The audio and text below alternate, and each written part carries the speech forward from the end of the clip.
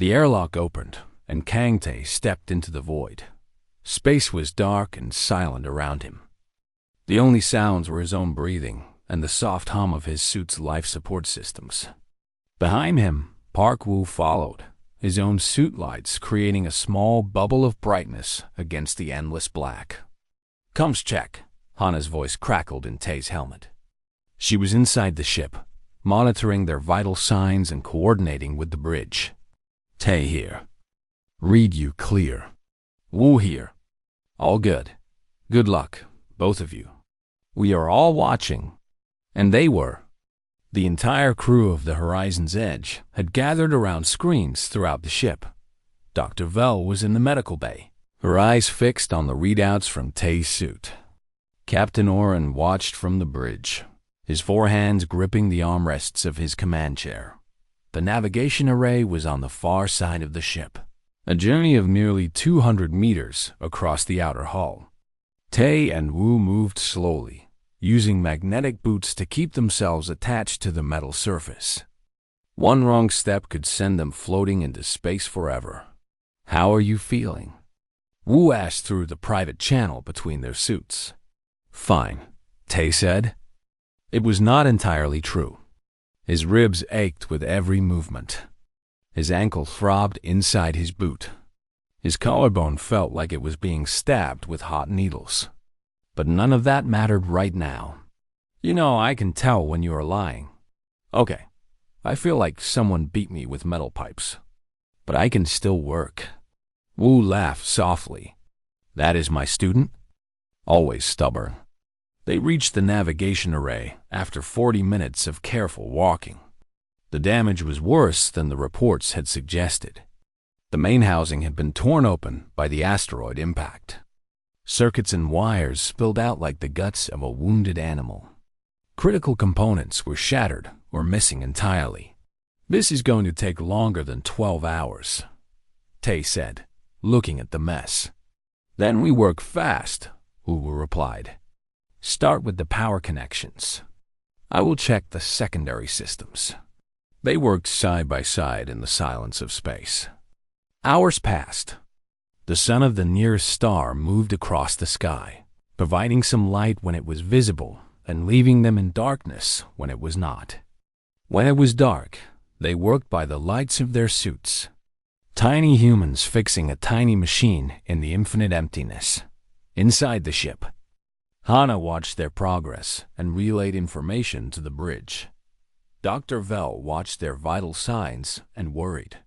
"Tae's heart rate is elevated," she reported at the 4-hour mark. "His stress hormones are high, but he is stable." "And Wu?" Captain Oren asked. "Also elevated, but less so. He's pacing himself better." At the 6-hour mark, Tae's suit began warning him about radiation exposure. He had absorbed a significant amount already, more than was safe for most species. He turned off the warning and kept working at the 8-hour mark. His hand started to shake. The cold was getting to him despite the suit's heating systems. Space had a way of stealing warmth that no technology could completely prevent. Tae squeezed his hands into fists, forced the blood back into his fingers, and continued. "Tae," Hana's voice was gentle. "Your suit is showing muscle fatigue. You should rest. No time." His voice was steady even as his body complained. "The primary circuit is almost rebuilt. If I stop now, we lose another 2 hours." He did not stop. He kept working, his broken bones screaming with every movement, his body fighting against the cold and the radiation and the exhaustion. Park Woo worked beside him, equally tired, equally determined. At the 10-hour mark, something went wrong. Tae was reaching for a tool when his grip slipped. His whole body shifted, and his broken ankle twisted in a way it should not. Pain exploded up his leg, so intense that his vision went white for a moment. "Tae." Wu was at his side in an instant. "What happened?" "Ankle," Tae gasped. "Twisted it. Give me a minute. Your suit is showing a spike in pain indicators." Dr. Vel's voice came through the comm. "What happened?" Talk to me.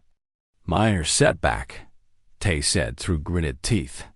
The ankle moved wrong. I am okay. You are not okay. Your bone just shifted. I can see it on the scan. Tay looked down at his leg.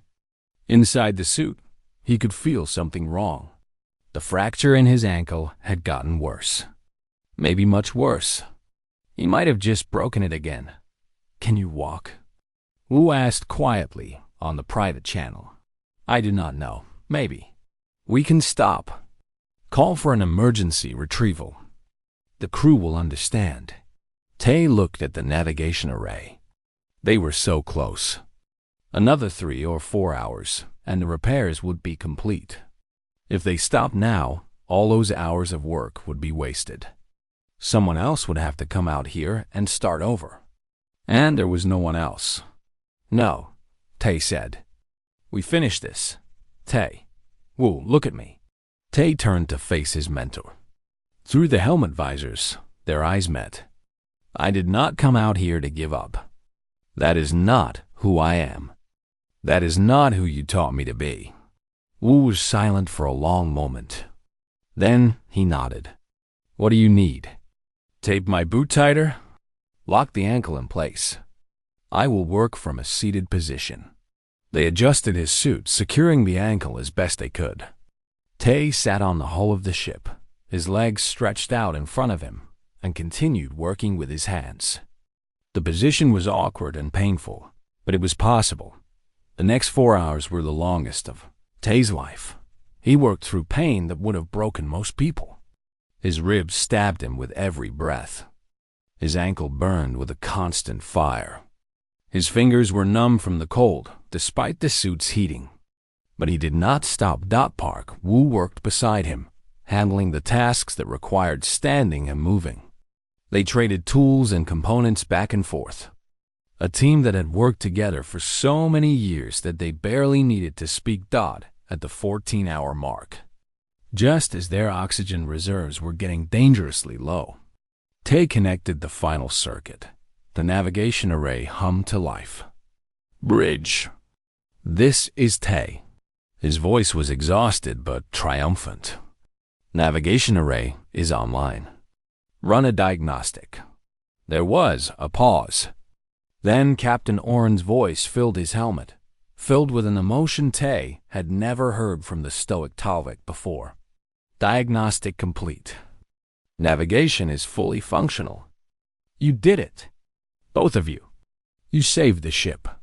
Tay let his head fall back against the hull. The stars spun above him, beautiful and cold and endless. He was so tired. So very tired. Let us go home, Wu, he said. The walk back to the airlock took an hour. Tay could not use his injured ankle at all, so Wu half-carried him across the hull.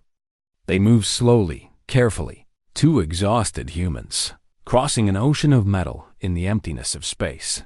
When the airlock finally cycled open and they stepped inside, the entire crew was waiting. Captain Oren stood at the front, his forearms arranged in the Talvik gesture of highest honor. Behind him, every species on the ship had gathered. Marathi and Talvik, engineers and scientists, doctors and pilots. All of them standing in silence, watching as the two humans removed their helmets. Tay's face was pale. His lips were cracked. His eyes were sunken with exhaustion. He looked like a man who had just walked through death itself. Dr. Vell rushed forward with her scanner. She ran it over his body, and her compound eyes widened at what she saw. 2 of your healing fractures have rebroken, she reported, her voice shaking. You have new stress fractures in your feet. Your radiation exposure is at the maximum safe limit. Your muscles are damaged from overuse. Your ankle. She stopped, unable to continue. Tay looked at the holographic display she had created. His skeleton glowed with even more red markers than before. He counted them quietly. Then he shrugged. Not bad, he said. I've had hers falling off a bike as a kid. Nobody laughed. They all just stared at him in amazement. Also, Tay added. Is the galley still serving dinner? I am really, really hungry. Captain Oren stepped forward. He reached out with one of his hands and placed it on Tay's shoulder, the unbroken one. Thank you, Oren said. From all of us. Thank you. Tay looked uncomfortable with the attention. I was just doing my job. No, you were doing the impossible. And you made it look ordinary. Oren turned to address the crowd. Let it be known throughout this ship. Today, Kang Tay and Park Woo saved every life on board. They walked through fire and darkness and came out the other side. They are heroes. The crew erupted in applause and cheers. Different species, different languages, different cultures, all united in their gratitude for two humans who had done what nobody else could. 3 months later, the Horizon's Edge arrived safely at the nearest space station. The crew scattered to different destinations, but none of them ever forgot what they had witnessed. Dr. Vel submitted her research paper on human physiology to 4 major medical academies. It became required reading for anyone who might work with humans in the future. Captain Oren wrote a personal recommendation for both Tay and Wu that would follow them for the rest of their careers. Hana transferred to a position as a cultural liaison, teaching other species about humans. She would spend the rest of her life explaining the unexplainable. Park Woo retired to a peaceful colony world, where he opened a small engineering school. He taught young people the same lessons he had taught Tay. When people need help, you help them. And Kang Tay? He went back to work. He took a few weeks to heal, ate many large meals, and then signed up for another ship. Another crew. Another chance to be useful. When people asked him about the Horizon's Edge, about the decompression and the 17 broken bones and the 14-hour EVA, he just shrugged. 5 days passed, and Kang Tay was driving Dr. Vel absolutely crazy. The human was healing at a rate that should not be possible. His broken ribs were already starting to knit back together. The hairline fracture in his skull had almost completely closed. Even his shattered collarbone, which Dr. Vel had thought would need surgery, was slowly pulling itself back into shape. But that was not the problem. The problem was that Tay would not stay still. I need to move around, he told Dr. Vel for the 100th time. If I just lie here, my muscles will get weak. Your bones are broken. Dr. Vel clicked her mandibles in frustration. You should not be moving at all. Just a little walk. Around the room, please? Dr. Vel watched in horror as Tay stood up from his bed. His ankle was still wrapped in bandages. His left arm was still in a sling. And yet, he walked around the medical bay like he was taking a pleasant morning stroll. This is not medically possible, she muttered to herself. None of this is possible. Meanwhile, word about Tay's survival had spread through the entire ship. The non-human crew members looked at the 3 humans differently now. Some were afraid. Some were amazed. A young Talvik engineer named Bryn followed Hana around for 2 days, asking questions about Earth and human biology. Can humans really regrow their limbs? Bryn asked. No, that's not a thing we can do, Hana said patiently. But you regrow your skin? And your blood? And your bones fix themselves? Well, yes. Bryn's 4 eyes went wide. That is incredible. On my world, if something breaks, it stays broken forever. Hannah had never thought about it before. She had grown up thinking everyone healed the way humans did. Learning that most alien species did not was strange and a little sad. On the 6th day, Captain Oren called another meeting. This time, it was in the main conference room, and all department heads were required to attend. Tay wanted to come, but Dr. Vel absolutely refused to let him leave Medical Bay. The ship is in serious trouble, Oren began. His voice was heavy. The asteroid impact damaged more than the cargo bay. Our main navigation array was destroyed. Without it, We cannot calculate safe jump routes. We are stuck in uncharted space." The room fell silent. Being stranded in unknown space was one of the worst things that could happen to a ship. Without navigation, they could fly into a star or an asteroid field, or simply get lost forever. "Can it be repaired?" someone asked. "Yes, but there is a problem." Oren activated a holographic display showing the outside of the ship. "The navigation array is on the outer hull. To repair it, someone needs to do an EVA outside the ship, in hard vacuum." Dr. Vell leaned forward. "How long would this EVA take?" "Our engineers estimate 12 to 14 hours. A gasp went around the room. 12 hours outside the ship meant 12 hours of radiation exposure, extreme cold, and physical labor in zero gravity. No Marathi could survive that. No Talvik could survive it either. "We have tried to find other solutions," Oren continued. "We have considered using drones, but the repair is too complex. It requires hands and eyes and a thinking mind. There is no way to do this remotely." One of the Talvik officers spoke up. "Captain, are you saying what I think you are saying?" Oren nodded slowly. "We need someone who can survive 12 hours in hard vacuum. Someone whose body can handle the radiation and the cold and the physical stress." He looked around the room, but everyone already knew where his eyes were going. "We need a human." Hannah felt everyone's gaze turn to her. She swallowed hard. "I'm not an engineer. I would not know how to make the repairs." "I know," Oren said. "That is why I am not asking you." Everyone understood what he meant. There was only one human engineer on the ship, and he was currently lying in medical bay with 17 broken bones. "No," Dr. Vell said immediately. "Absolutely not. Tay cannot do an EVA. His bones are still healing. The stress would undo everything. It would break him again, maybe worse than before." "I am not asking him to do anything," Oren said carefully. "I am simply explaining the situation. The decision is his to make. He does not have the decision-making capacity right now. He is injured. He's on painkillers. With respect, doctor, I have never seen Tay more clear-headed than he is right now." Oren's voice was gentle but firm. "The painkillers do not affect humans the way they affect us. You know this from your research." Dr. Vell wanted to argue more, but she knew Oren was right.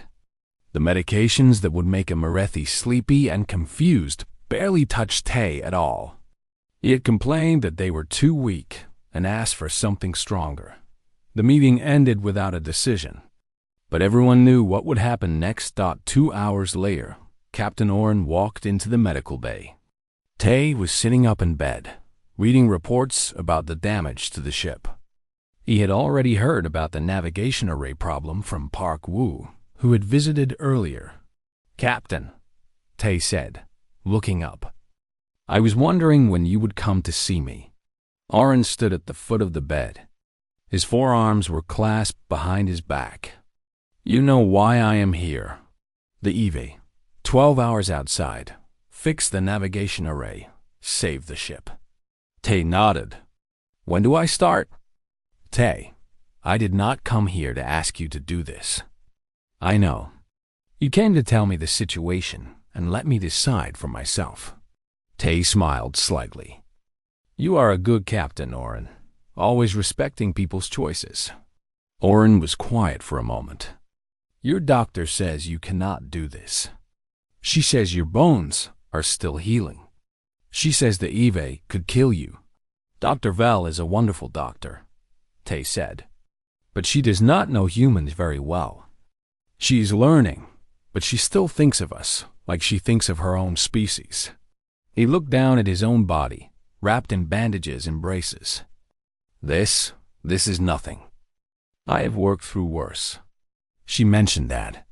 "Park Woo told us about some of your previous injuries." Tay laughed. "Woo talks too much. Look, Captain, here is the truth. My bones will heal whether I stay in this bed or not. It might take a little longer if I do the EVA, but it will happen. The ship cannot fix itself. The crew cannot survive without navigation. There is no real choice here. There is always a choice. Then I choose to help." Tay swung his legs off the bed. Dr. Vell, who had been listening from across the room, made a sound of protest. "I joined this crew to work, not to lie in bed while everyone else figures out how to save our lives." Captain Oren looked at this human, this strange creature from a deadly world, who was volunteering to spend 12 hours in the void with broken bones. He felt something he did not often feel: humility. "Park Wu has volunteered to go with you," Oren said. "He says 2 engineers will be faster than 1. Wu's a good man. He is older, though. I will do the hard parts." Tay. Oren's voice was soft. "The crew is grateful. I am grateful. What you are offering to do is just my job," Tay interrupted. "Nothing special about doing your job." He looked at Dr. Vell. "Doc, I need you to wrap me up as tight as possible. The EVA suit will provide some support, but I want extra protection on the ribs and ankle." Dr. Vell stood frozen for a moment. Then she sighed, a long and defeated sound. "You are going to do this no matter what I say, are you not?" "Yes. And if I refuse to prepare you for the EVA, then I will prepare myself. It will not be as good, but I will manage." Dr. Vell walked over to her medical cabinet and started pulling out supplies. "You humans are the most frustrating patients I have ever had." "Thank you, doctor." "I think that is a compliment." It was not. Tay grinned. Despite everything, despite the broken bones and the dangerous mission ahead, he was grinning. This was what he lived for. Not the pain or the danger, but the purpose. The chance to help people. The chance to be useful. Hana came by later that evening. She found Tay doing stretches, carefully testing his range of motion, while Dr. Vell watched with obvious disapproval. "You are really going to do this," Hana said. It was not a question. Someone has to. It should not have to be you. You have already done enough. You survived the decompression. You should be resting. Tay stopped stretching and looked at her. His eyes were calm and clear. "Hannah, do you know why I became an engineer?" She shook her head. "When I was young, there was an accident at a factory near my home. The building collapsed. My uncle was inside." Tay's voice was quiet but steady. "The rescue team said it was too dangerous to go in. They said anyone still inside was already dead. But one man, an old engineer, he did not listen. He went in anyway. He found my uncle, carried him out on his back." "Your uncle survived?" "He did, because one person decided that doing something was better than doing nothing." Tay resumed his stretches. "That engineer became my teacher later. He taught me everything I know. And he taught me the most important lesson of all." "What was that?" "When people need help, you help them. You do not count the cost. You do not measure the risk. You just help." Tay looked at her with those strange human eyes that had survived so much already. "Tomorrow, over 100 people on this ship are counting on me. How could I possibly stay in bed?" Hannah did not have an answer. She just nodded, gave his hand a gentle squeeze, and left him to prepare. That night, Dr. Vell sat alone in her office, looking at the scans of Tay's broken bones. Tomorrow, those bones would face the worst conditions imaginable. And the human who owned them was actually looking forward to it. She pulled up her research notes and added a new entry. Day 6 observation. Human designated Kang. Tay has volunteered for 12-hour EVA, despite 17 healing bone fractures. Dr. Vell did not sleep that night. She spent 12 hours reading everything in the Galactic Medical Database about humans. What she found kept her awake better than any coffee could. By morning, she had called an emergency meeting in Captain Oren's quarters. The captain sat behind his desk, his forearms folded across his broad chest. His blue stone-colored skin seemed darker than usual, which meant he was concerned. Hannah sat in one corner, looking uncomfortable. Nurse Kessa stood near the door, holding a datapad with all of Dr. Vel's research. "Thank you for coming," Dr. Vel began. Her wings were still, which meant she was trying to stay calm. "I have spent the last 12 hours studying human biology and history. I believe everyone on this ship needs to understand what I have learned." Captain Oren nodded slowly. "Go ahead, Doctor." Dr. Vel activated a holographic display in the center of the room. An image of Earth appeared, the human home planet, a blue and green ball floating in space. "This is Earth," Dr. Vel said, "the planet where humans come from. In the Galactic classification system, it is labeled as a Class 12 death world." The room went quiet. Cass's hands tightened on her datapad. Even Captain Oren, who rarely showed emotion, leaned forward with interest. "Most species in the galaxy come from Class 3 or Class 4 worlds," Dr. Vel continued. "These are planets with stable climates, mild gravity, and low levels of danger. Class 12 is the second highest danger rating possible. Only Class 13, which means completely unsurvivable, is higher." She changed the image to show Earth statistics. Numbers and charts filled the air. Earth's gravity is 40% higher than galactic standard. This makes everything heavier, including the humans themselves. Their bones have become extremely dense to handle this gravity. Their muscles are stronger. Their hearts work harder. "We knew humans were heavy," Captain Oren said. "That is not surprising. The gravity is just the beginning." Dr. Vel's voice was tight. "Earth's atmosphere contains a gas called oxygen at 21% concentration. For most species, oxygen at that level is poisonous. It causes cell damage over time. Humans breathe this poison every moment of their lives, and actually makes them stronger." Hannah shifted in her seat. "I never thought of oxygen as poison before." "It is one of the most reactive gases in the universe," Dr. Vel said. "The fact that humans not only survive it but require it is remarkable." "But there is more." She changed the display again. Images of Earth's wildlife appeared. Lions, sharks, bears, snakes, spiders, creatures with teeth and claws and venom. Earth has predators on every landmass and in every ocean. Humans evolved alongside these creatures. They were hunted for millions of years before they became the dominant species. Their bodies developed an incredible ability to detect danger and respond to threats. That explains their reflexes, Oren muttered. "I have seen Tay catch a falling tool before it hit the ground. I thought it was a trick." "It is not a trick. It is survival instinct built into their genes." Dr. Vel changed the image once more. This time, it showed temperature charts. Earth's temperature ranges from -90 degrees to +57 degrees.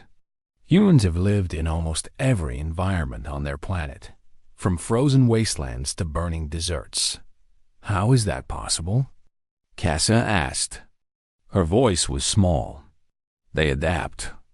They modify their bodies through training and their environments through technology. But their base physiology can handle temperature ranges that would kill most of us within minutes. Dr. Vel paused. She seemed to be gathering her courage for the next part. "Now I must tell you about human pain tolerance." The display showed a medical chart with different species listed along one side. Each species had a number next to it, representing their pain threshold. The Mirathi mice species has a pain tolerance rating of 2.3. This is average for the galaxy. The Talvek, Captain Orange species, has a rating of 3.1, which is above average. She pointed to the bottom of the chart, where the human entry sat alone. Humans have a pain tolerance rating of 8.7. No one spoke for a long moment. "That cannot be accurate," Captain Oren finally said. "I checked the data 5 times. It is accurate. Dr. Vell pulled up more information. Humans can continue functioning through injuries that would cause immediate shock and death in most other species.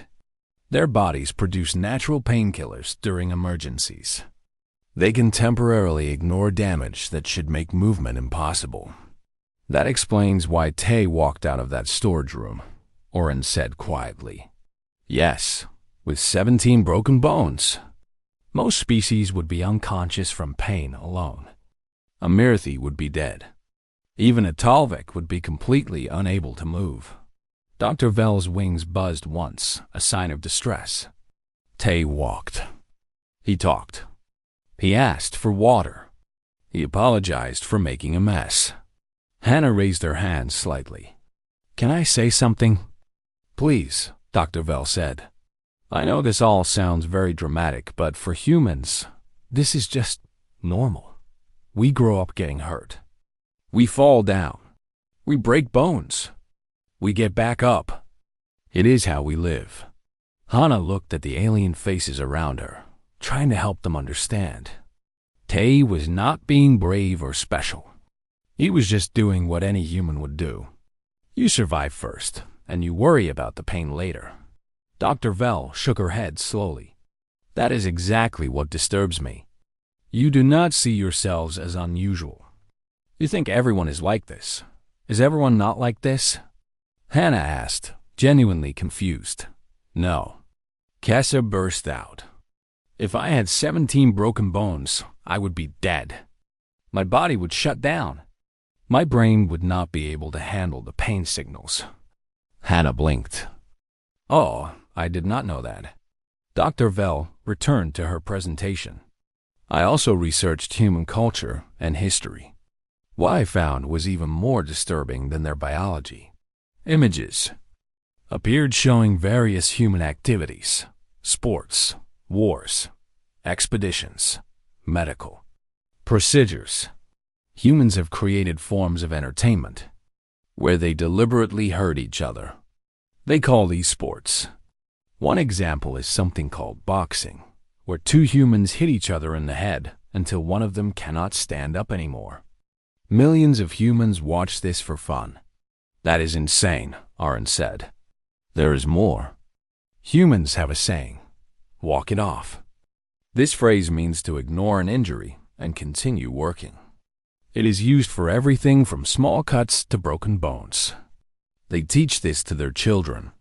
The door to the captain's quarters opened, and an older human man walked in. He had gray hair and thick arms covered in old scars. This was Park Woo, the ship's veteran engineer and Tay's mentor. Sorry I'm late, Woo said. I was checking on Tay. He's complaining that Dr. Vell will not let him leave the medical bay. He has 17 broken bones, Dr. Vell said firmly. He is not leaving. Woo shrugged. He's had worse. That is exactly what he said. Dr. Vell's wings were buzzing loudly now. What could possibly be worse than 17 broken bones? Woo thought about it for a moment. Well, there was that time on the mining station when the support beam fell on him. That crushed both his legs. He still managed to crawl to the emergency button and call for help. Took him 3 hours. The room was completely silent. And then there was the chemical burn incident on the Luna refinery. He lost all the skin on his back. That took months to heal properly. He was back at work in 3 weeks, though. We were short on staff. 3 weeks? Dr. Vell whispered. After losing the skin on his back? He wore special bandages, Wu explained. Said it only hurt when he leaned against things. Captain Oren stood up slowly. His forearms hung at his sides.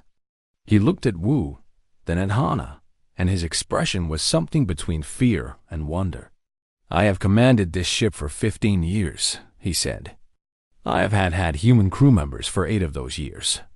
I thought I understood your species. He shook his head. I did not understand anything. Hannah smiled awkwardly. We're really not that special. We're just stubborn, I guess. Stubborn is not the word I would use. Dr. Vell said. The word I would use is terrifying. Park Woo laughed at this. Doc, we are really very friendly. Just do not mess with our friends or our food, and you have nothing to worry about. What happens if someone messes with your friends or food? Kessa asked carefully. Woo's smile faded. His eyes became hard. For just a moment, everyone in the room saw something ancient and dangerous looking out through those human eyes.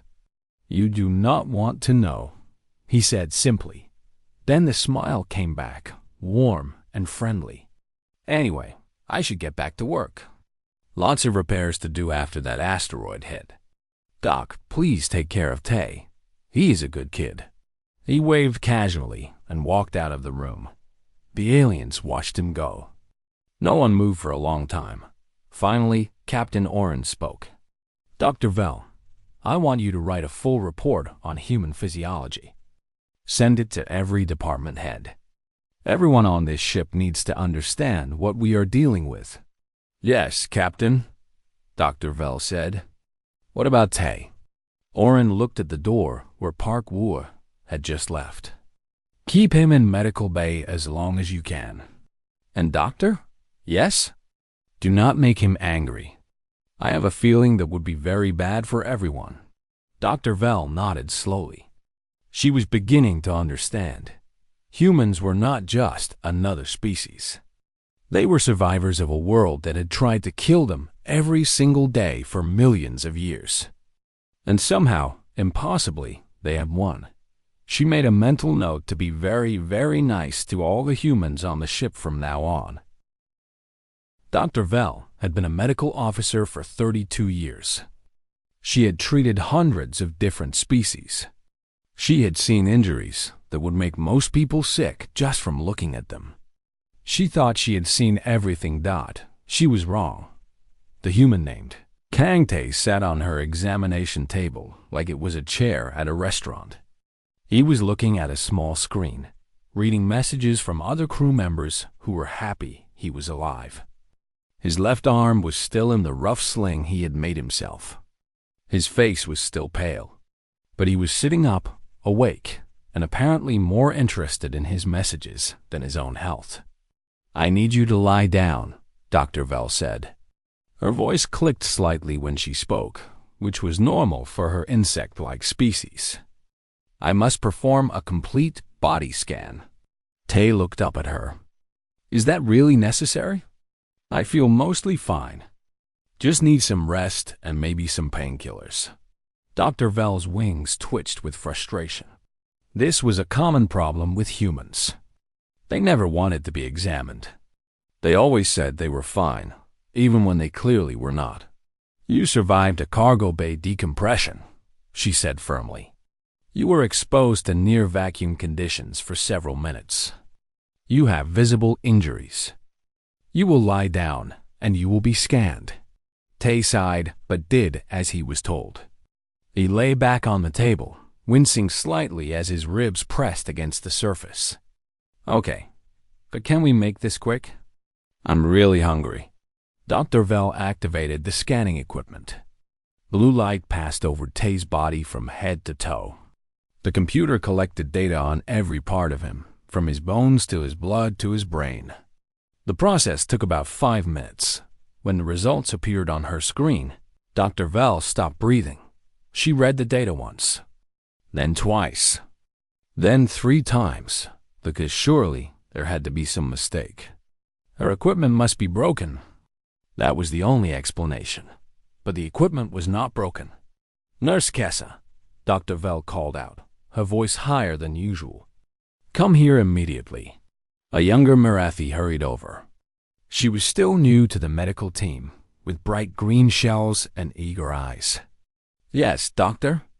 Dr. Vell pointed at the screen. Tell me what you see.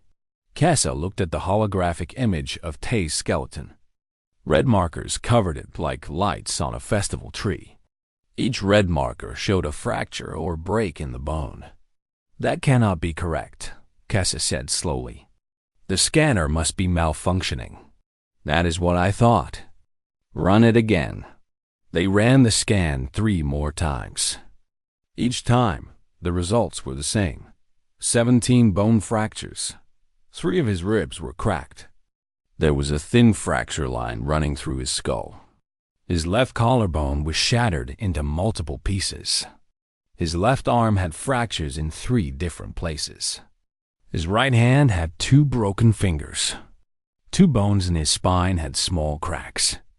And his left ankle was fractured in 2 places. Dr. Vell also found massive bruising across most of his body.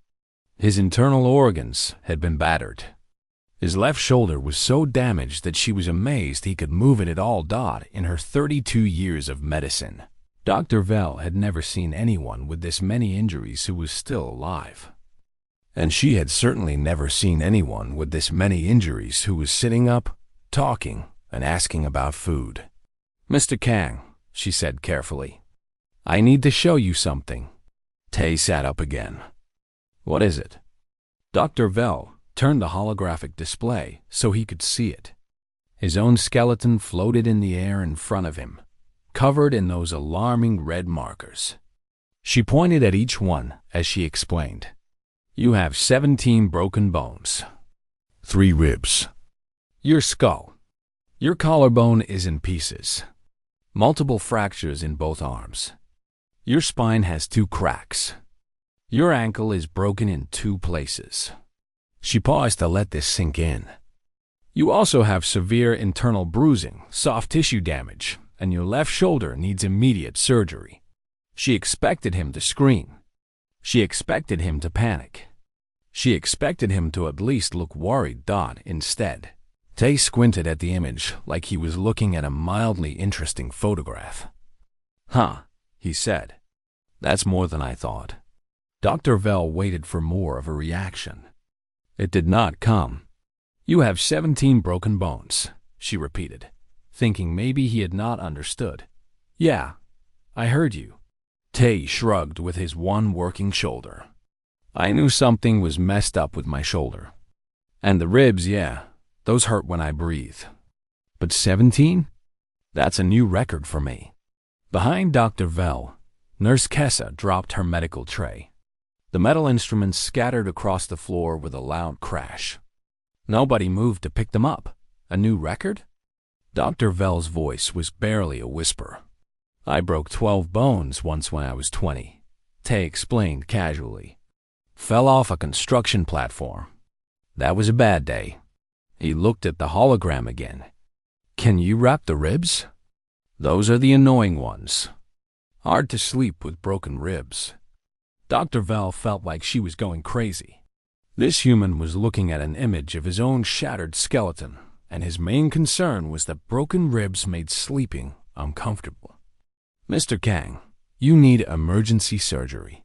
You need to be in intensive care. You should not be moving at all. In fact, based on these injuries, you should not be alive." Tay gave her a strange look. "I mean, yeah, it hurts. But I've had worse. Well, maybe not worse, but close.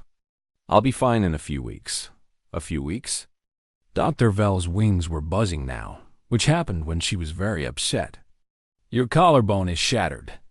Your spine is damaged. These injuries would take months to heal, if they heal at all." "Human bones heal pretty fast," Tay said, "especially if you eat enough protein. Is the cafeteria still open? I could really use a big meal right now." Dr. Vell turned to Nurse Kessa. "Get me the files on human physiology. All of them. Everything in the database." While Kessa ran to find the files, Dr. Vell stood in front of her patient and tried to understand what she was seeing. Tay had pulled out his small screen again and was reading more messages. He was humming a little tune to himself. It looked like a man waiting for a bus, not a man with 17 broken bones. Yoon Hana arrived at the medical bay a few minutes later.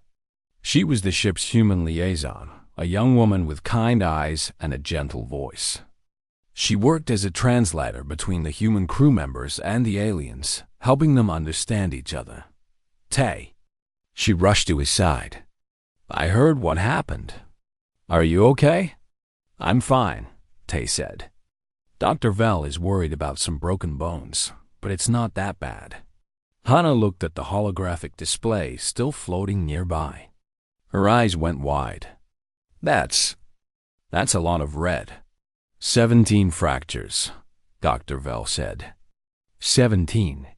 And he keeps telling me he is fine. Hannah looked at Tay, then at the display, then at Dr. Vel. That does seem like a lot. Are you sure you're okay, Tay? Tay moved his arms slightly, winced, and then shrugged. I've had worse days. Remember when Park Woo and I fixed that engine coolant leak? I got burned pretty bad that time. This is better than being burned. This is not better than being burned. Dr. Vel's voice was loud now. You have a cracked skull. Your spine is damaged. Hannah put a gentle hand on Dr. Vel's arm. Doctor, I know this seems strange to you, but humans have a different relationship with pain and injury. We sort of push through it. Push through it? Dr. Vel repeated the words like they were in a foreign language. Your friend has 17 broken bones, and you are telling me his species just pushes through it. Hannah smiled awkwardly. It's hard to explain. Can you just give him some painkillers and wrap his ribs? That would make him happy. Dr. Vel looked at Hannah. She looked at Tay. She looked at the image of his destroyed skeleton dot. Then she sat down heavily on a nearby chair and put her head in her hands. I need to research your species more, she said quietly, because nothing about you makes any sense. Tay gave Hannah a confused look. Is she okay? I think you broke her brain, Hannah whispered back. Oh. Tay thought about this for a moment. Should I apologize? Maybe later. For now, just try not to mention any other injuries you might have. Too late. Tay was already looking at his swollen right hand. Actually, I think these 2 fingers might be broken too. But they're not that important. I can still type with the other ones. In her chair, Dr. Vel made a sound that was somewhere between a laugh and a cry. She had a feeling this was going to be a very long week. The alarm was the worst sound Kang Tay had ever heard. It cut through the quiet hum of the ship like a knife through soft fruit. Red lights began flashing everywhere. The floor shook beneath his feet. Tay was in the lower cargo bay when it happened. He had been checking the straps on a large metal container. It was boring work, but someone had to do it.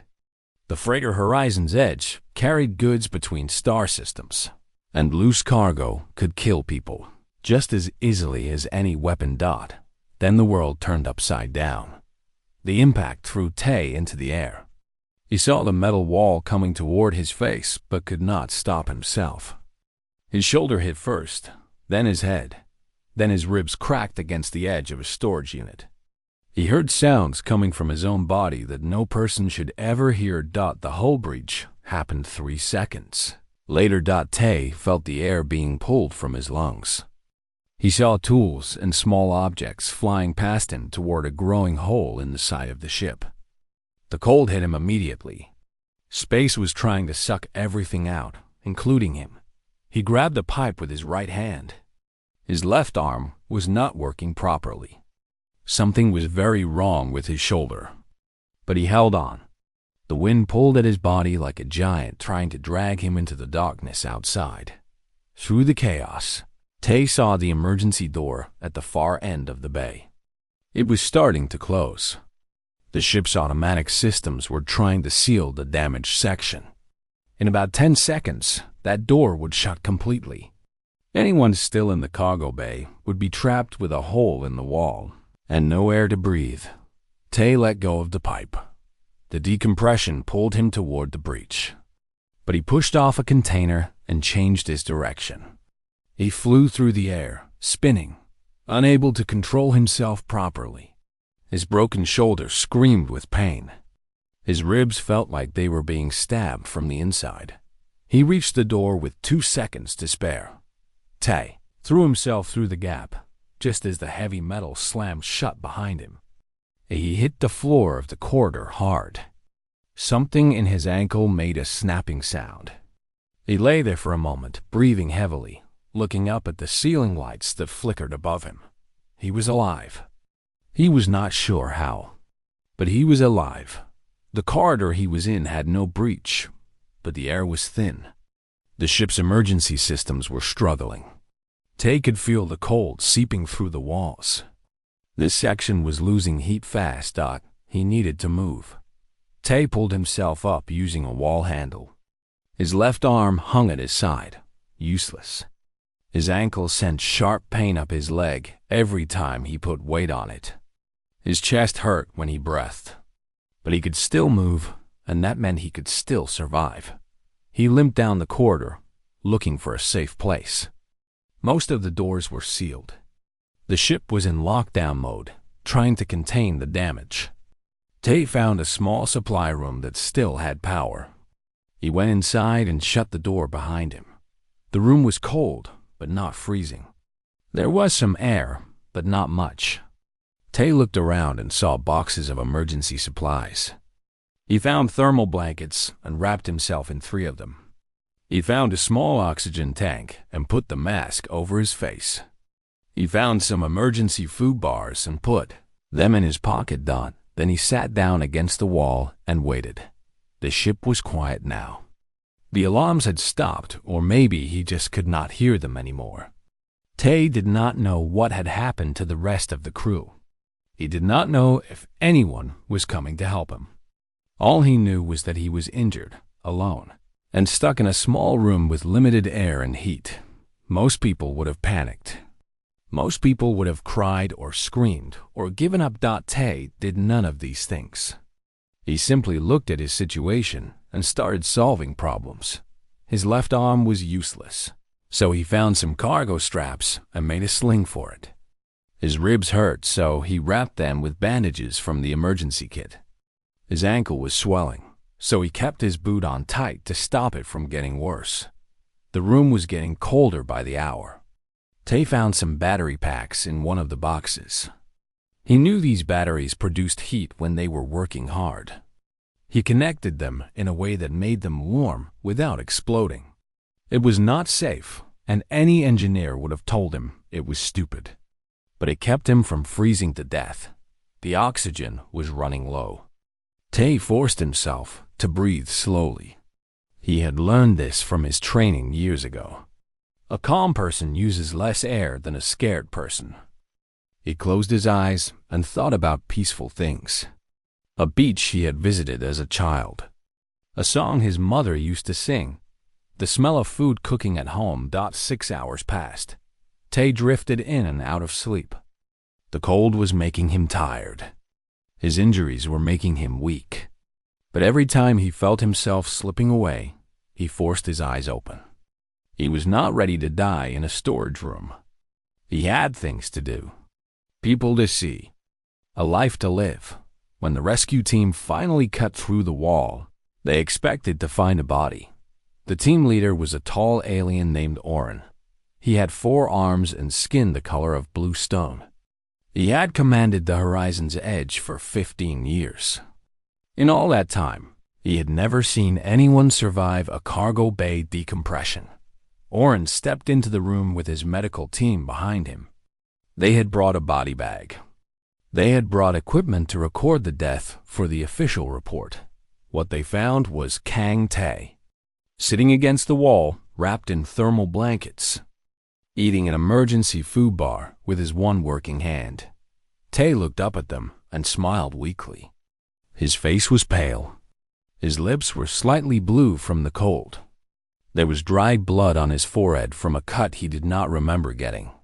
"Hey," he said, his voice rough and tired. "Took you guys long enough. Is there any water? I finished mine about an hour ago." Oren just stared at him. The medical officer, an insect-like alien named Dr. Vell, rushed forward with her scanner. She waved it over Tay's body, and her compound eyes went wide. She looked at the screen, then at Tay, then at the screen again. "This is impossible," she whispered. Tay slowly got to his feet. His legs shook. His ankle screamed with pain, but he stood up on his own, without help, and walked toward the door. "Sorry about the mess," he said, looking back at the destroyed storage room. "I'll clean it up later if you need me to." Then he limped out of the room, leaving behind a crew of aliens who had no idea what they had just witnessed. Captain Oren had worked with humans before. He knew they were strange creatures from a dangerous planet. But watching this injured man walk out of what should have been his tomb, asking about water and apologizing for the mess, made him realize something important. He did not understand humans at all, not even a little bit.